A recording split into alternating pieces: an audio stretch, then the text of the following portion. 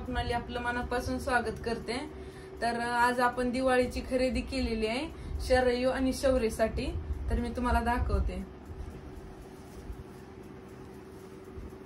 हा घेतलेला आहे शरयूसाठी पार्टी वेअर, असा काय बोलतात पार्टी वेअर।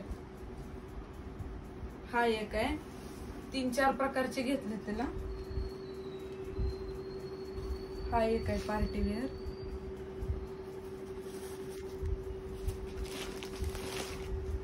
आणि हे डेली वेअर साठी घेतलेले जीन्स।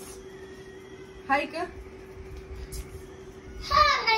आणि हा टॉप, आणि हे 3/4 घेतलेले जीन्स मध्ये, आणि त्याच्यावरती हा टॉप घेतलेला आहे।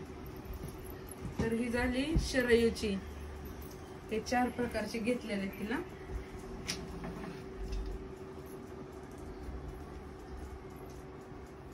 हे पार्टी वेअर साठी घेतलेले आहेत 2, आणि हे डेली यूज साठी घेतलेले आहेत। आता शौर्यचे दाखवते।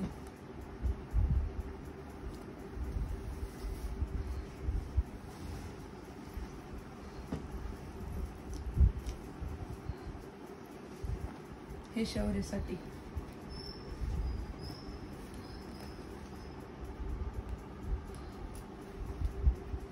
हे पण शौर्यसाठीच घेतलेले आहेत।